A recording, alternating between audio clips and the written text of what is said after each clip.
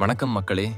சங்ககால தமிழகத்தை ஆண்ட மூவேந்தர்களுள் ஒருவராகிய சேரர் மன்னரின் உண்மை வரலாறு பத்தி தெரிஞ்சுக்கலாம். சேர நாடு இன்றைய கேரளா மற்றும் தமிழ்நாட்டின் மலை சார்ந்த பகுதிகளில் பரவியிருந்தது. மேற்கு தொடர்ச்சி மலைகள், அடர்ந்த பச்சை மலைகள், பல நதிகள், இவை அனைத்தும் சேர நாட்டின் இயற்கை வளமும் வலிமையுமாக இருந்தன. சேர மன்னர்களின் கொடி வில்லும் அம்பும் ஆகும். இது சேரர்கள் அம்பு எய்வதில் சிறந்த வீரர்கள் என்பதை காட்டுகிறது.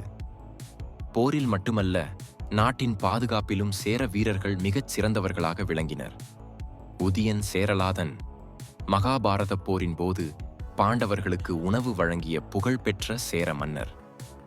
இது வீரத்தில் மட்டுமல்ல, தர்மம், விருந்தோம்பல், மனித நேயத்திலும் சேர மன்னர்கள் சிறந்து விளங்கினர் என்பதற்கான மாபெரும் சான்று ஆகும். செங்குட்டுவன் ரெட் செரா வீரமும் நீதியும் ஒன்றாக இணைந்த பெரும் சேர மன்னர். கண்ணகியின் நீதி உலகறியச் செய்ய இமயமலை வரை சென்று அங்கிருந்து கல் கொண்டு வந்து கண்ணகி சிலை நிறுவிய மாபெரும் வரலாற்று சாதனை இவருக்கே உரியது. இது சேரர்களின் நீதிநெறி, பண்பாடு, அரசியல் ஆளுமை எவ்வளவு உயர்ந்தது என்பதை காட்டுகிறது. முசிறி துறைமுகம் உலக வர்த்தகத்தில் மிக முக்கியமான இடமாக இருந்தது. ரோமா, கிரேக்கம், அரபு நாடுகளுடன் சேர நாட்டின் வர்த்தகம் சுறுசுறுப்பாக நடந்தது. இதன் காரணமாக சேர நாடு பெரும் செல்வமும் வளர்ச்சியும் அடைந்தது.